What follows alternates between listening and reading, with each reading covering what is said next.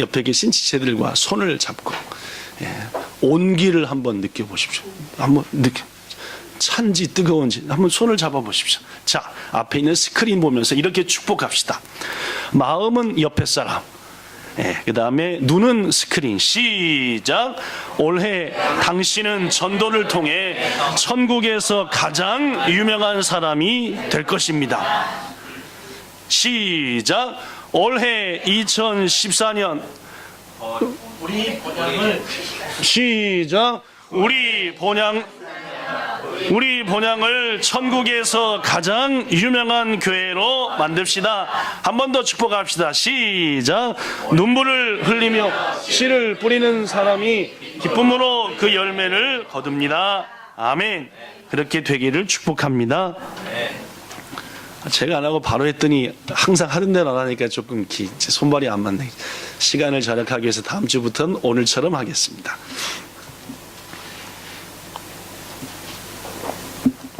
지난 9월 달에도 여러분들에게 한번 소개했던 속담인데, 속담이 아니라 우리나라의 격언이라고 해야 될까요?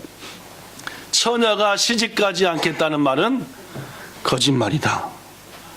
그 다음에 또 한 가지 소개했던 게, 연세 드신 노인이 일찍 죽어야 돼 라고 하는 것도 거짓말이다. 여러분, 그럼 그 말을 듣고 뭐가 떠오르십니까? 거짓말 하면 안 된다? 어떤 마음이 떠오르십니까? 처녀가 시집가지 않겠다고 얘기했다. 그건 거짓말이라고 한다. 그렇지. 처녀가 얘기한 건 시집 안 간다고 얘기한 건데, 그죠? 나 가기 싫어. 노인 돼 갖고 빨리 죽을 거야. 죽고 싶어. 거짓말. 이게 뭔 소린가?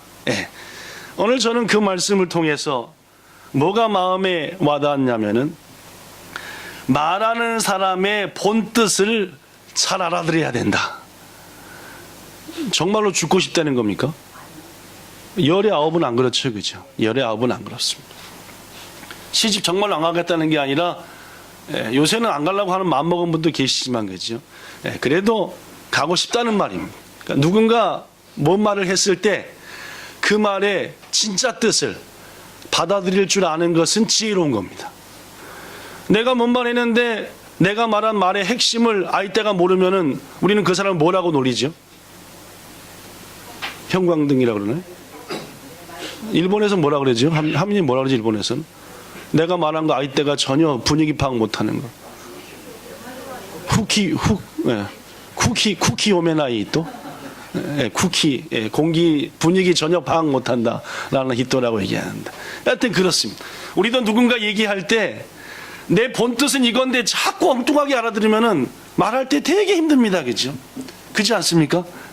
사랑하는 성도 여러분, 지혜로운 사람은 상대방이 말하는 본 뜻을 금방금방 알아먹고 거기에 알맞게 대처하면 상대방에도 시원함을 주는 줄로 믿습니다. 자, 올 한 해 더욱 잘 알아듣고 또 지혜롭게 대처하는 총명함을 얻으시는 여러분과 저가 되기를 예수님 이름으로 축원합니다. 그렇죠. 탁 들으면 알아먹고 뭔 말하면 이게 무슨 뜻이구나 하고 상대의 본 뜻을 금방 알아채고 그 일에 협력할 수 있는 그런 지혜, 총명함 반드시 우리에게 올 한 해 넘쳐야 될 줄로 믿습니다. 오늘 본문에 한 사람을 소개하고 싶은데 그 사람의 이름은 요시야라는 사람입니다. 이 요시야는 하나님이 자기한테 한 말의 본 뜻을 그대로 알아듣지 못하고 삐딱하게 알아들어. 진리를 그대로 듣지 못하고 다르게 이해한. 그래서 결국 39살의 나이에 죽고만 사람입니다. 여러분에게 요시야를 조금 더 소개하겠습니다. 요시야, 이스라엘이 남과 북으로 갈라진 다음에 북쪽을 이스라엘이라고 했고 남쪽을 유다라고 했습니다. 북쪽 이스라엘은 워낙에 하나님 뜻대로 안 해가지고 금방 나라가 200년여 만에 망해버렸고, 남쪽 유다는 그래도 한 350년 정도 역사를 이어갔습니다. 350년 동안 남쪽 유다의 왕으로 있던 사람은 20명이었습니다. 20명에 350이니까 몇 년씩 했죠?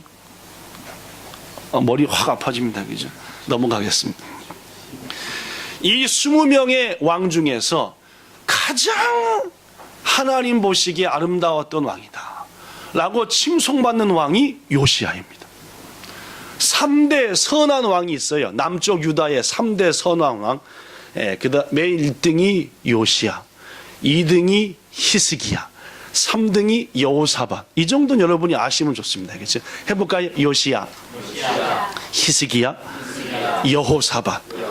유명한 왕들, 여러분에게 설교 시간에 몇 번 소개했던 왕인데, 이 요시야는 그 가운데서도 특별하다 할 정도로 하나님 앞에 인정받는 왕이었습니다. 그가 왕위에 오른 것은 지금으로부터 2650년 전입니다. BC 640년경.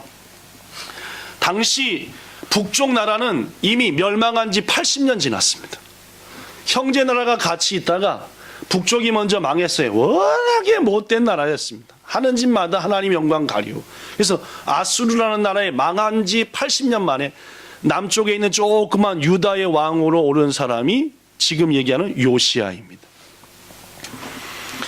요시야가 왕위에 오를 당시에 국제 정세가 상당히 유다한테는 어려웠습니다. 유다의 남쪽에는 이집트, 성경에서는 애굽이라고 하죠. 그죠? 이집트가 옛 영광을 회복하자, 힘내서 다시 한번 힘이 강한 나라, 세계에서 가장 뛰어난 나라가 되자 하면서 북진 전쟁을 펼쳤습니다. 북쪽으로 올라가서 다 우리 걸로 만들자. 그때 유다의 위쪽에는 무슨 나라가 있었냐면 이쪽은 아수르, 이쪽은 바벨론이 있었습니다. 아수르는 정통 강국이라 오랫동안 강하게 80년 전에 북쪽 이스라엘을 한 방에 무너뜨린, 그게 바로 아수르. 그 아수르 옆에서 새로운 신흥 강대국 아수르를 눌러가면서 우리가 더 써야 되겠다 한 나라가 바벨론입니다. 바벨론, 아수르, 이집트, 세 군데에서 위에서 밑에서 막 짜대고 눌러대는데 쬐끄만 유다 입장에서는 어디 눈치를 봐야 될지 모르는 그런 어려운 상황. 요새 우리 한국이 그렇잖아요, 그죠? 막 일본도 뭐라고 해야 되지, 중국은 막 뭐라고 막 그러지, 또 미국은 미국대로 뭐라 그러지, 러시아는 언제 뭐라 그럴지 모르지. 하여튼 우리 한국이 이런저런 나라에 껴가지고 참 어려운 것처럼 당시 유다는 더 어려운 상황이었습니다. 이때 왕위에 오른 요시야는 우리가 이런 나라 저런 나라 눈치 봐갖고는 우리의 형제 나라였던 이스라엘처럼 망하는 것, 그거 순식간이다. 오로지 이 나라를 철저히 하나님 중심으로 다시 변화시켜서 우리 조상들이 잠시 하나님을 버려 우상을 섬겼지만 다시 우리 하나님께로 돌아가 주님을 의지하면은 이 위기 속에서 지켜줄 것이다. 어때요? 이 말이, 요시야의 말이 좋습니까? 좋죠, 그죠? 이런 마음을 가지고 왕위에 올라서 개혁 정책을 펼쳤습니다. 그가 가장 먼저 했던 것이 지어진 지 350년 된 솔로몬 성전을 수리했어요. 여러분, 지어진 350년 됐으니까 낡을 대로 낡았겠죠. 처음으로 이 요시야 왕이 성전을 수리한답게 수리했습니다. 수리하다 말고 하나님 말씀을 발견하게 되죠. 그 말씀을 온 백성들에게 뭐합니까? 가르쳤습니다. 우리가 이렇게 어려운 상황이 된 것은 하나님 말씀을 버렸기 때문이다. 우리 말씀으로 돌아가자. 또 수리하다 보니까 성전에 왜 이렇게 우상이 많아? 교회 안에 귀신 딴지들이 한두 개가 아닌 거예요. 그러니까 그동안 수많은 하나님을 믿었다는 사람들이 뭐요? 하나님과 귀신 양다리 걸쳤던 겁니다. 그래서 교회 안에 있던 모든 우상 딴지들을 다 갖다 깨서 부숴버리고 불태워버렸어요. 이런 왕은 요시야가, 이렇게 강력하게 했던 왕은 요시야밖에.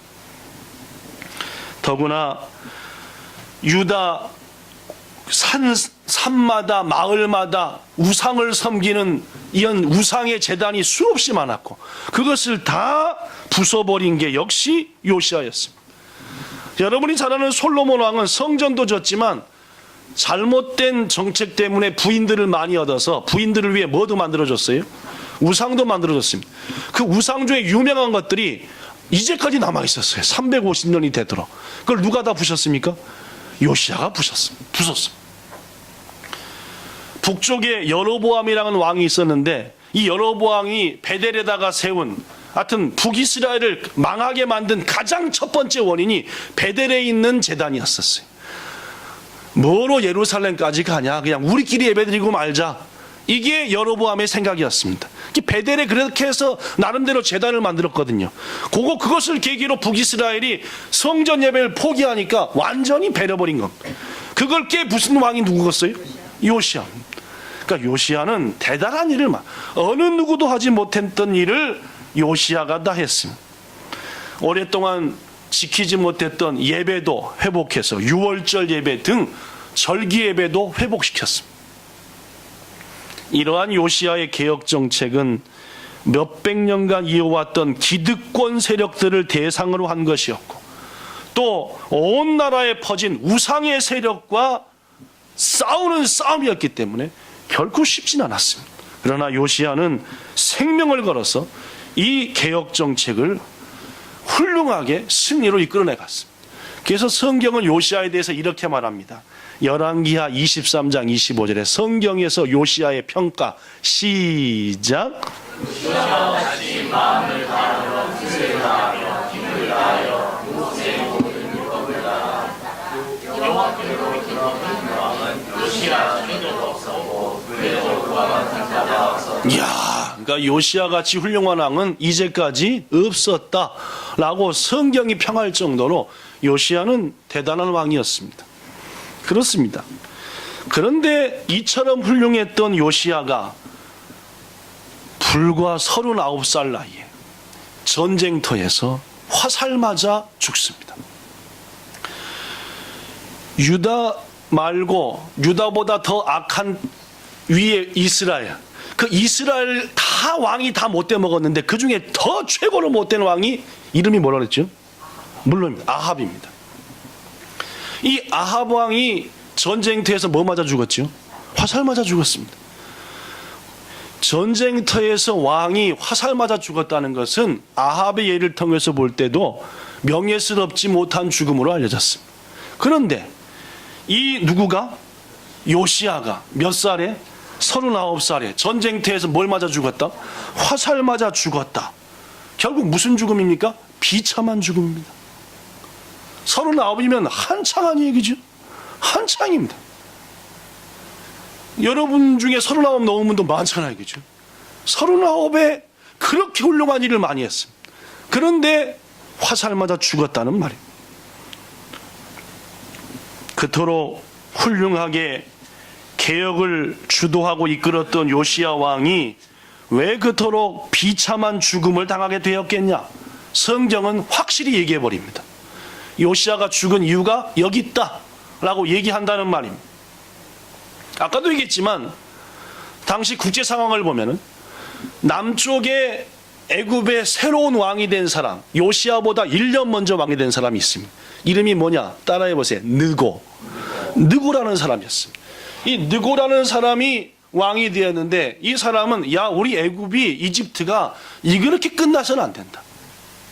지금 아수르가 조금 기울었고 바벨론이 새롭게 떠오르니까 이번 기회에 우리 애굽 이집트의 힘을 저들에게 보여주자 해가지고 군사를 동원해서 바벨론의 가장 아래쪽에 있는 하란, 여러분 잘 알죠? 하란. 아브라함이 갈대아를 떠나서 가나안 땅까지 오기 전에 머물렀던 하란, 가장 밑에 지역입니다. 그렇죠?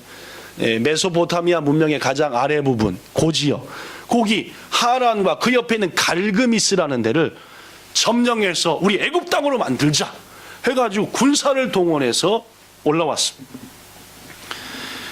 애굽 왕 느고가 군사를 동원해서 올라올 때 이 바벨론을 향해 가는 길은 두 가지 길이 있었습니다. 남쪽에서 볼 때 팔레스타인은 이렇게 돼 있어요. 요단강이 흐르고 있고 이렇게 해안선이 있고 여기가 여러분이 잘 아는 지중해입니다. 그죠? 로마도 있고 그리스도 있는 멋있는 바다입니다. 해안길로 따라 올라가든지 요단강 옆길로 따라 올라가든지 둘 중에 하나예요. 근데 빨리 가기 좋은 길은 이 해안선을 따라 올라가는 길이었습니다. 그래서 이렇게 어디를 치기 위해서 바벨론의 가장 남쪽, 바벨론이 더 힘세지기 전에 가서 손을 보자. 올라가는데 여기 올라가는 길을 여기 있던 예루살렘에 새롭게 오른 왕 요시야가 막으로 간 겁니다. 뭔 말씀인지 아시겠지, 그죠? 막으로 간 거예요. 지금 빨리 가서 바벨론이 더 알아채기 전에 손을 봐주고자 하는 느고의 앞을 가로막아선 것이 새롭게 1년 있다 왕위에 오른 요시야 왕이었습니다. 그의 나이 39살 요시야. 아니죠. 한참 된 거지, 그죠? 예, 그건 취소입니다. 하여튼 요시야 왕이 막으로 왔어. 그래서 이 느고가 요시야한테 사신을 보냈습니다. 뭐라고 사신을 보냈냐? 본문 21절. 자, 읽어볼까요? 시작. 요시야에게 사신을 보내어 이르되 이동왕이여 내가 그대와 무슨 관계가 있느냐 내가 오늘 지으려 조치하는 것이냐 나와 나와서 싸우도록 손을 지으려는 것이냐. 그렇죠. 뒤에 것도 들으면서 이렇게 맞춰서 읽으셔야 됩니다. 그죠? 뭔 말입니까? 내가 지금 전쟁하러 가는 것은 너희 요시야 유다하고 싸우러 가는 게 아니라 저 위 것들하고 싸우러 가니까 너하고 나하고는 이번 전쟁을 할 이유가 없다는 말입니다. 그렇죠? 물론 궁극적으로 애굽은 유다도 통치하기를 원하는 겁니다. 그렇죠? 그러나 유다는 이미 눈에 들어오는 나라는 아니에요. 뭐하니까? 재간하니까. 그래서 너 지금 건들지 말아라. 형님들이 싸우는데 어디 막 자꾸만 아우가 거기 끼려고 하느냐. 끼지 말아라 라고 얘기한 겁니다. 더구나 오늘 성경에 보면은 이 바벨론 원정길, 바벨론으로 느고가 애국 군대를 갖고 가는 길은 하나님이 느고한테 지시한 일이었습니다. 자, 본문 21절 다시 보시죠. 여기 있는 걸로 시작. 지금 누가 하는 말이에요? 누가 하는 말이에요? 지금 이 말을 느고가 하는 말입니다. 다시 한번 하나님이 시작. 하나님이 나에게 명령하사 속죄하라 하셨을즉 하나님이 나와 함께 계시니 그들은 하나님을 보지 말라 그들을 멸하실까 하노라. 이렇게 보냈습니다. 느고가 하는 말이 내가 지금 이 전쟁에 가는 것은 내 뜻이 아니다. 하나님의 뜻이다. 너희가 믿는 그 하나님 말이다. 고로 하나님의 뜻을 네가 앞에서 막거나 거스리지 않는 게 좋지 않냐. 왜냐하면 너를 멸하시면 어떡하냐 하나님이. 이렇게 말했습니다. 주석가들 즉 성경을 연구하는 사람들은 당시 하나님의 메시지가 답은 느고의 꿈을 통해서 나타났을 것이다 라고 말합니다. 신학자 중에 유명한 케일이라는 분도 이렇게 얘기했습니다. 느고는 분명히 하나님께로부터 계시를 받고 이 메시지를 요시야에게 전했음이 분명하다. 실제로 하나님께서 하나님을 믿지 않는 이방인들한테 자신의 뜻을 계시한 일은 성경 곳곳에 나타납니다. 예를 들면은 페르시아의 왕 고레스, 그가 왕위에 올랐을 때 하나님이 그에게 나타나셨잖아요. 이 땅에 있는 모든 유다 백성을 예루살렘으로 돌려보내라. 그들을 통해서 나의 뭘 짓게 하라? 성전을 짓게 하라. 고레스는 그 말에 순종해서 나에 있는 모든 유다 백성들이요 돌아가라 라고 했습니다. 가서 뭘 지으라? 성전을 지으라. 고레스 왕만 꿈꾼 게 아닙니다. 요셉 시대에 누구도 꿈을 꿨죠? 요셉 시대에 누구도 바로도 꿈을 꿨어요. 그죠? 꿈속에서 뭘 봤죠? 이사 가고 그죠? 그 다음에 소를 봤습니다. 그죠? 아시죠? 그 꿈이 뭔지 의미 압니다. 그죠? 더구나 그보다 더 전에 아브라함 시대에도 바로가 꿈을 꿨습니다. 바로가 어떻게 했죠? 아브라함의 아내 사라를 어떻게 했어요? 취했습니다. 그랬더니 꿈에 누가 나타났어요? 너 어떤 여자인 줄 알고 네가 손을 대려고 하냐? 만약 손댔다가 너는 아비멜렉도 꿈을 꿨습니다. 그죠? 똑같은 사건 때문이었어. 물론입니다. 하나님께서는 자신을 믿지 않는 자들에게도 다만히 뭘 통해서 꿈이나 사람을 통해서 자신의 뜻을 뭐 할 때가 있어요? 말씀할 때가 있습니다. 분명합니다. 고로 대다수 학자들은 오늘 느고에게 준 하나님의 말씀은 옳다라고 말합니다. 분명하다. 느고에게 하나님의 계시가 있었다는 거예요. 아마도 꿈을 통해서 주어졌을 것이다. 그렇습니다. 애굽 왕 느고는 하나님의 뜻을 따라 유다의 옆을 지나 유브라데 강가의 갈그미스로 가는 것이 분명했어요. 그런데 그 길을 누가 막았었다고요? 요시야가 막았었습니다. 느고를 통해서 하나님의 말씀을 전해받은 요시야가 취할 길은 둘 중에 하나였습니다. 그렇죠? 순종하여 돌아가든지 아니면 불순종하여 싸우든지 말입니다. 이때 요시야가 취한 행동 22절에 기록됐습니다. 읽어볼까요? 여기. 자, 22절. 이거 말고 그죠? 22절. 시작. 요시야가 몸을 돌이켜 떠나기를 싫어하고 오히려 변장하고 와서 하여 무기또 골짜기에 이르러 싸울 때 물론입니다. 요시야가 순종했나요?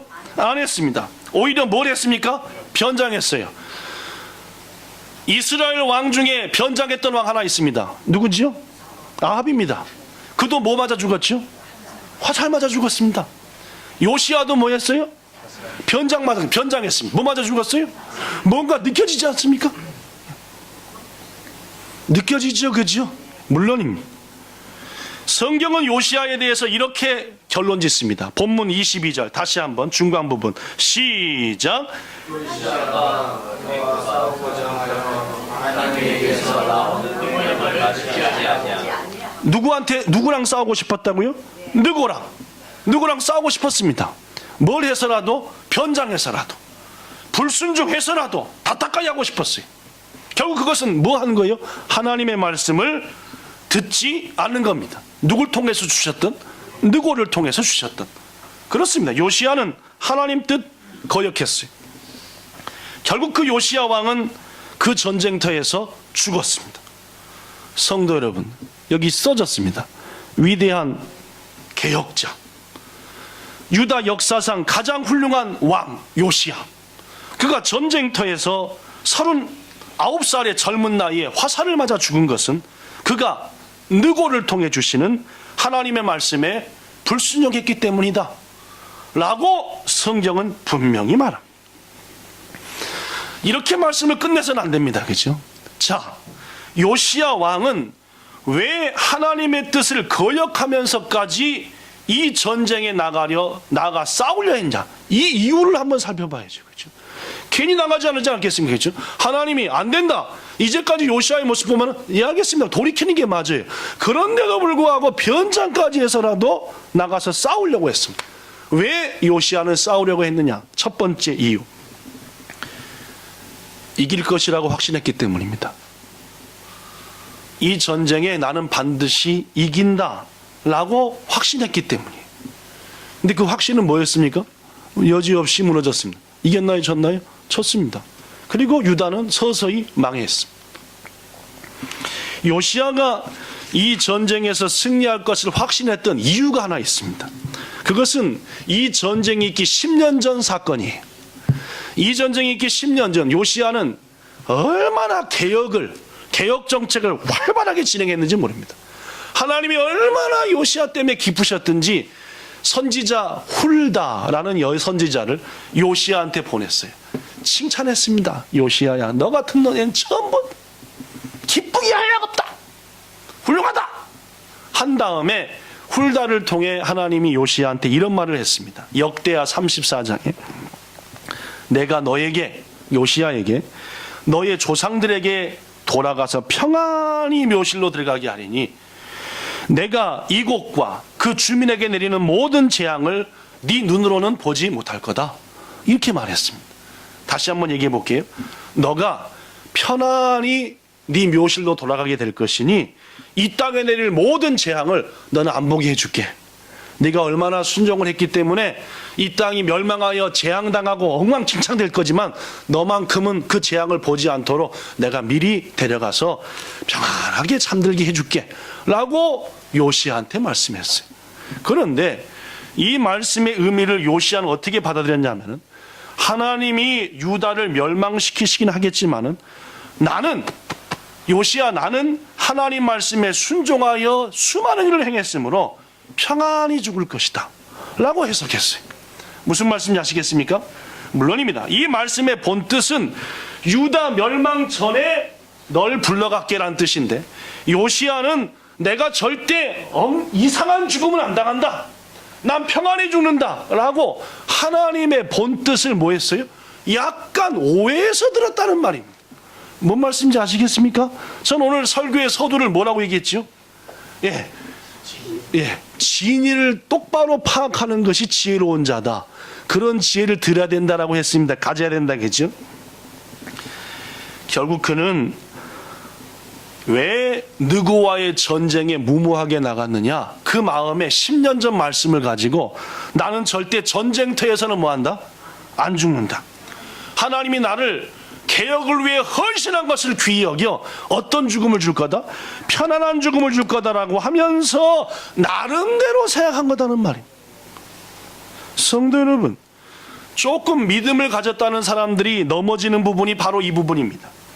내가 주를 위해서 헌신했고 지금도 헌신하고 있으니까 내가 주를 위해 필요한 존재이니 혹 내가 몇 가지 잘못하더라도 모른 채 뭐 해주시겠지? 눈 감아 주시겠지. 이게 하나님을 위해 뭔가 하던 사람들의 잘못된 착각이에요. 혹시 여러분하고 저한테 그런 생각이 따라오들랑 내가 주를 위해 이만큼 하니까 난 지켜주시겠지, 이런 게 오거들랑 우사를 생각하세요. 우사가 누굽니까? 으싸입니까? 그죠? 우사가 누구? 우사가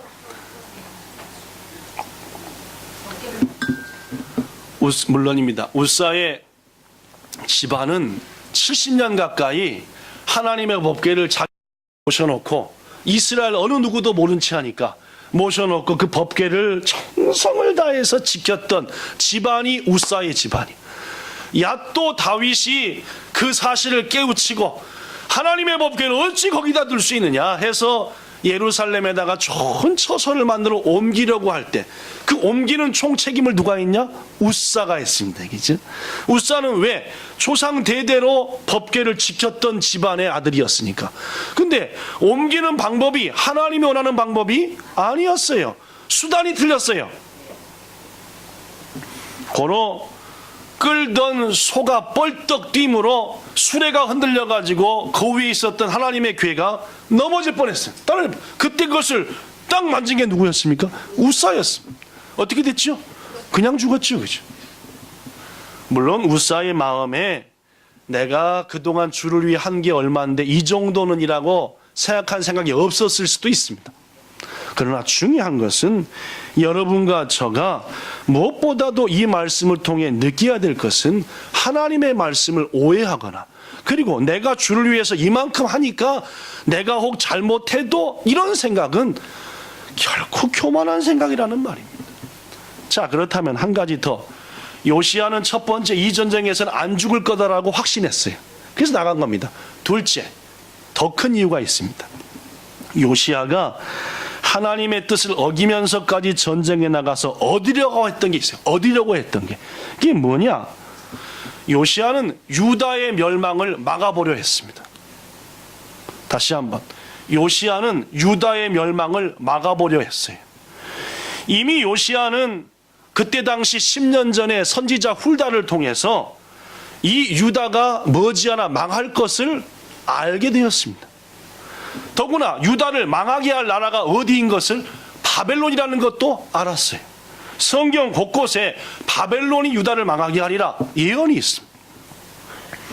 그래서 유다는 바벨론과 전쟁을 하러 가는 애굽을 막아서 싸움으로 말미암아 지금 한참 커가는 바벨론한테 야, 유다가 만만한 나라가 아니구나 라는 것을 보여주고 싶었습니다. 그것을 계기로 이 유다의 정권과 나라를 더 연장시키고 싶었던 그런 마음이 유다에게 있었다는 요시야에게. 그러나 그것은 요시야 자신의 허황된 생각이었습니다. 왜냐? 유다를 멸망시키는 게 하나님의 뜻이기 때문입니다. 다시 한번, 유다를 멸망시키지 않는 건 누구의 뜻이고? 요시야의 뜻이고, 유다가 망해야 된다는 게 누구 뜻이에요? 하나님의 뜻입니다. 물론 유다가 망하는 것은 범죄 때만은 아닙니다. 범죄 때문만은 아니에요. 더 큰 하나님의 뜻이 있습니다. 이걸 요시야가 모르는 거라. 유다가 멸망해야 되는 더 큰 뜻이 있는 것을 요시야가 몰랐던 거라는 거예요. 무슨 말이냐? 당시 하나님께서는 더 이상 히브리 백성, 즉 유다 백성들과 팔레스타인, 즉 유다 백성들이 사는 지역을 통해서만 인류의 구속 역사를 이루시는 것을 이제는 멈추시고 온 세계로 복음과 구속 사역이 확산되시기를 원하셨습니다. 더 이상 하나님은 이스라엘만의 하나님이 아니라 온 세계 하나님이 되시기를 원하셨다는 말입니다. 고로 유다가 바벨론에게 망함으로 하나님을 섬기는 많은 신앙인들이 포로로 끌려가게 돼 있고, 포로로 끌려간 그들이 바벨론, 유럽, 아시아, 아프리카 각 지역에서 누구를? 하나님을 믿음으로 그 지역의 복음이 확산되기를 원하셨다는 말이에요. 여러분이 잘 아는 대로 실제로 유다는 요시야 왕이 죽은 후 얼마 안 돼 멸망했는데, 그 후에 어떤 일이 생겼느냐? 하나님을 믿는 신앙을 가진 사람들이 곳곳으로 흩어져 가지고 흩어진 곳마다 그들이 모여 예배드릴, 하나님을 예배드릴 회당을 세웠습니다. 그 회당을 시나고게라고 얘기하는데 오늘날의 처치가, 교회가 된 기원입니다. 그러니까 하나님께서 유다 멸망을 통해서 예루살렘에 있던 성전만이 아니라 곳곳에 예배의 처소가 세워졌어요. 여러분이 몇 번 얘기한 대로 당시 회당서 드렸던 예배가 오늘날 우리가 드리는 예배 순서와 거의 흡사합니다. 더구나 유다의 멸망으로 세계에 흩어진 유대인들을 뭐라 그러죠? 디아스포라. 여러분이 몇 번이에요? 디아스포라. 시작. 디아스포라. 이 디아스포라는 유다 멸망 후 약 500년도 지나지 않았을 때에 사도 바울, 그 다음에 베드로, 그리고 수많은 예수님의 제자들이 흩어져 복음을 전할 때에 그들의 동역자가 되었습니다. 그리고 그들이 세웠던 회당은 사도 바울과 많은 자들이 복음을 증거하는 센터가 되었어요. 무슨 말이냐? 유다가 멸망돼야만이 거기 있는 그리스도인들이 흩어지고 그들이 가서 디아스포라가 되어서 회당을 세우고 그곳에 믿음의 여러 가지 씨앗들을 뿌려놓고, 그리고 예수님이 오신 다음에 본격적으로 세계로 퍼질 복음의 조력자들, 동역자들이 되게 하셨다는 말입니다. 고로 유다가 망해야 돼요, 안 망해야 돼요? 하나님의 계획으로 볼 때는 망해야 되는 겁니다. 망함으로 끝나면은 망하면 안 되지만 회복이 있을 거니까, 망했다가 70년 후에 회복시킬 거니까, 그 망함을 통해서 회개시켜야 되니까, 그리고 디아스포라를 통해서 교회가 확산되어야 되니까, 이게 하나님의 뜻이었다는 말입니다. 그렇습니다. 요시야는 유다를 멸망시키지 않게 하는 것이 하나님이 기뻐한 뜻이다라고 착각을 했지만, 하나님의 더욱 큰 뜻은 유다가 망해야 이루어지는 거다는 말. 결국 요시야는 자신의 짧은 생각으로 하나님의 큰 역사를 뭐하고선 가로막는 자가 돼버리고 말았다. 결국 그는 수많은 업적에도 불구하고 죽임을 당하고 말았다는. 사랑하는 성도 여러분, 우리는 이 사건을 무겁고 떨리는 마음으로 받아들여야 합니다. 왜냐? 하나님께서는 요시야와 믿음의 사람들에게 그러셨던 것처럼 우리에게도 자주자주 말씀을 주시기 때문입니다. 하나님은 여러분과 저한테도 말씀을 주십니다. 그거 받고 위로하라고 주시는 게 아닙니다. 그 말씀대로 지켜 행하여 그 말씀의 능력을 누리라 라고 주시는 거예요. 이번 송구영신 예배 때 집사님 기도했던 대로 전도에 미련한 것으로 믿는 자를 구원하기를 기뻐하신 하나님, 그걸 우리는 제너시처럼 어떻게 해야 되겠어요? 예, 복음을 열심히 전해가지고 어떻게 해야 되겠습니까? 예, 이 땅에 서도 영혼을 건지지만 천국에서 뭐한 자? 유명한 자가 되겠다, 이런 마음으로 순종해야 하는 것이죠. 지난주에는 눈물을 흘리며 씨를 뿌리는 자는 기쁨으로 거둔다. 옥합을 깨뜨린 여인은 옥합보다 뭐부터 터뜨렸다? 눈물부터 터뜨렸다. 자신의 머리카락으로 예수님의 발을 먼저 씻었다. 이게 중요하다고 그랬습니다. 히스기야도 죽을 병이 걸렸다는 말을 듣고 눈물을 터뜨린 거 얘기죠. 그 다음에 YH 플러스 설립 예배 때 말씀했던 것처럼 뭡니까? 엔학고레. 뭐요? 부르짖는 자한테만 터지는 뭐요? 샘. 그러니까 올 한 해 뭐 하자? 부르짖자. 더구나 여러분과 저한테는 송구영신 예배 때 주신 축복의 말씀이 있습니다. 제가 본 말씀이 뭔지 아시죠? 그죠? 예. 바나바처럼 많은 성도들을, 많은 사람들을 그리스도인으로 인도하는 그런 목회자가 되라 라는 말씀. 이야, 어떻게 뽑들이 그러면 그죠? 지난 52주 증거한 말씀 중에서 그거만치 저한테 충격이 되고 박력이 있는 말씀. 여러분 모두 마찬가지입니다. 송구영신 예배 때 뽑지 않으셨습니다. 성도 여러분, 이 모든 말씀들은 요시야에게 주신 것처럼 여러분과 저한테 주신 말씀입니다. 이 말씀을 고지곳대로 순종합시다. 내 생각을 집어넣어서 본래의 뜻을 변질시키지 말자, 그 말입니다. 교회 좀 댕기고 조금 말씀 안다는 사람들이 하는 행동의 가장 잘못된 것이 나름대로 받아들임. 하나님의 말씀을 자기가 변질시킨다는 말입니다. 이게 요시야입니다. 하나님 말씀 앞에 우리가 할 수 있는 것은 두 가지입니다. 그 말씀대로 순종하든지 아니면은 나름대로 하든지. 신명기 28장에는 분명히 나옵니다. 두 가지가 나오지요. 말씀대로 순종하는 자가 받을 복, 말씀대로 순종하지 않는 자가 받을 저주가 나옵니다. 유명한 말씀입니다. 신명기 28장. 자, 복부터 봅시다. 신명기 28장 1절부터 6절 교독하겠습니다. 제가 먼저 합니다.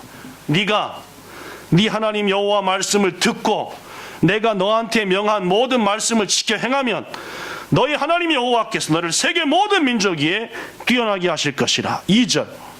내가 내 하나님 여호와의 말씀을 청종하면 이 모든 복이 내게 임하여 내게 이르리니 성읍에서도 복을 받고 들에서도 복을 받을 것이며 내 몸의 자녀와 내 토지의 수사와 내 짐승의 새끼와 소와 양의 새끼가 복을 받을 것이며 네 광주리와 떡반죽 그릇이 복을 받을 것이며 내가 들어와도 복을 받고 나가도 복을 받을 것이며 물론입니다. 뭐든지 하는 일마다 형통할 것이다. 조건이 있어요. 뭡니까? 내가 말한 대로 그냥 순종합니다. 내가 말씀 준 대로 그대로 따르라. 그 다음 28장 15절부터 19절 반대입니다. 불순종하는 자가 받을. 15절 제가 봅니다. 네가 만일 네 하나님 여호와의 말씀을 순종 아니하여 내가 오늘날 너에게 명한 그의 모든 명령 규례 지키지 않으면은 이 모든 저주가 너에게 임하여 너에게 이를 것이니. 16절. 내가 성읍에서도 저주를 받으며 들에서도 저주를 받을 것이며 네 광주리와 떡반죽 그릇이 저주받고. 18절. 내 몸의 소생과 내 토지의 소산과 내 소와 양의 새끼가 저주를 받을 것이며 19절 시작. 네가 들어와도 저주받고 나가도 저주를 받으리라. 아멘. 성도 여러분, 새해 두 번째 주간에 저주 이런 말은 목사가 설교하고 싶지 않은 가장 대표적인 말 중에 하나입니다. 그럼에도 불구하고 고민 끝에 이 마지막 말씀까지 할 수밖에 없는 것은 요시야 예를 통해서 보듯이 하나님의 말씀은 순종하는 자에게 복이 있기 때문입니다. 나름대로 오해하거나 그 뜻을 바꾸거나 자기 나름대로 그것을 생각하는 것은 옳지 않다는 말이에요. 말씀 마칩니다. 성도 여러분, 우리의 짧은 생각으로 하나님의 계획과 뜻을 거슬리지 맙시다. 하나님 우리 본향교회 이 땅 1번 여러분들이 섬기는 사업장, 가정 그리고 여러분의 인생의 놀라운 계획과 큰 뜻을 가지고 계십니다. 그리고 그 계획의 중심에는 반드시 사람을 살리는 일이 있습니다. 우리를 통해 생명을 살리겠다. 부디 올 한 해 주신 말씀에 고지곳대로 순종하시기를 축원합니다. 여러분이 뽑으신 말씀 꼭 묵상하고 또 묵상하십시오. 작년까지는 송구영신 예배 때 참석하지 않은 분들도 1월 첫째 주나 둘째 주에 말씀 뽑았는데 올해부터는 안 하기로 했습니다. 그래서 아예 말씀 준비도 딱 맞춰서 했습니다. 그래서 안 뽑자. 왜냐하면 송구영신 예배는 사모하는 분이 새해 첫날 드리는 첫 시간이니까 그날 오신 분들만 말씀을 붙들고 그거 갖고 1년 동안 살게 하는 게 옳다. 그래서 딱 3개밖에 안 남았어요. 도시 때 뭐 송구영신 예배 때 못 참석했지만 3개 남은 말씀이 뭔지 저도 그 말씀 좀 붙들고 요시하고 좀 틀리게 한번 살아보고 싶습니다 하시는 분은 예배 끝난 다음에 조용히 오시면은 뽑을 수 있는 기회를 3분한테는 드리겠습니다. 그러나 안 오신 분들은 그냥 없는 걸로 하고. 성도 여러분, 부디 올 한 해 주신 말씀 고지곳대로 순종하셔서 신명기 28장 1절부터 6절의 복, 즉 여러분이 모든 민족 위에서 뛰어난 복, 이 땅에 누구보다도 가장 큰 복을 받으시기 바라고 이 땅에서도 복받고 자녀와 기업과 직장에 집안 살림에 들어와도 나가도 하는 일마다 복받는 역사가 순종한 여러분에게 가득하시기를 주 예수님 이름으로 축원합니다. 기도하겠습니다.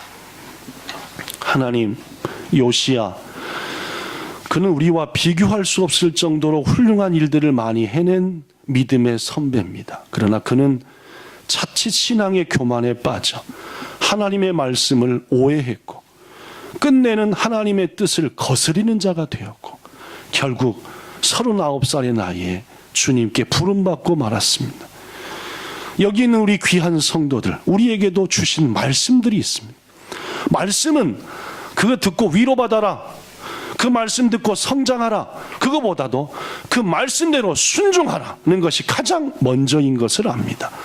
우리 귀한 본향의 모든 성도들에게 그 말씀 내게 힘이 됐습니다, 용기가 됐습니다, 이런 말 해대지 말고 말씀대로 살겠습니다, 이렇게 한 해를 맞이하는 우리들 되게 하시고, 그리하여 한 해가 지난 다음에는 놀라운 변화와 축복을 받은 것을 헤아릴 수 있는 우리들 되게 하여 주옵소서.